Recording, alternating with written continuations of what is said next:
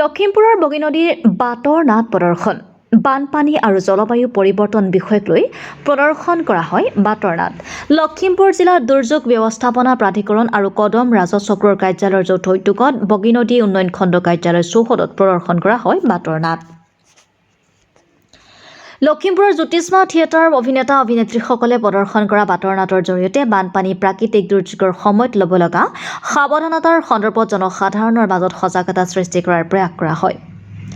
ইয়াৰ পূৰ্বে বগী নদী উন্নয়ন খণ্ড কাৰ্যালয়ৰ প্ৰেক্ষাগৃহত অনুষ্ঠিত উদ্বোধনী অনুষ্ঠানত উপস্থিত থাকে কদম ৰাজহ চক্ৰৰ চক্ৰ বিষয়া খুলজিৎ পাদুনৰ লগতে ৰাজহ চক্ৰ কাৰ্যালয়ৰ অন্তৰ্গত লাটগাঁওসমূহৰ গাঁও প্ৰধান সকলৰ লগতে অন্য লোকো উপস্থিত থাকে। লখিমপুৰৰ পৰা ভুৱন গৌতমৰ ৰিপৰ্টাৰ লাইভ অসম। গছ নাকাটিব, জলাশয় নুপুতিব, প্ৰকৃতি বচাওক আৰু প্ৰাকৃতিক দুৰ্যোগৰ পৰা বচাৰ সাৱধানতা অৱলম্বন কৰক। মনত ৰাখিব সদায় আমাৰ পৃথিৱীখনৰ ৰক্ষা প্ৰথম।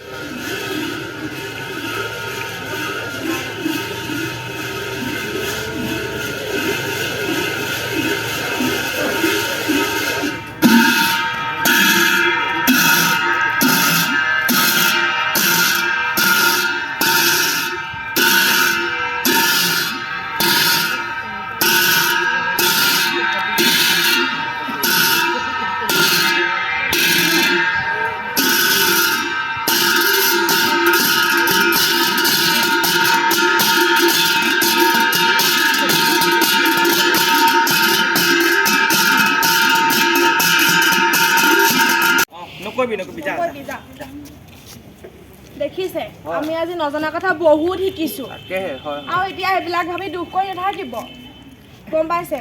এইবিলাক ভুল আমি নকওঁ আৰু আহক আমি ঘৰলৈ যাওঁ।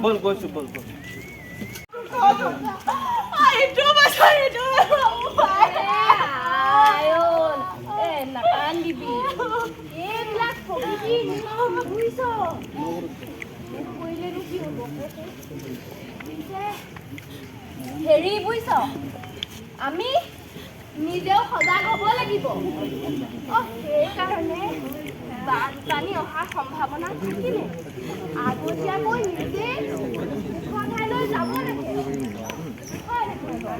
আৰু সেই গৰু ছাগলী লগতে লৈ যাব লাগে। Reporter live Assam.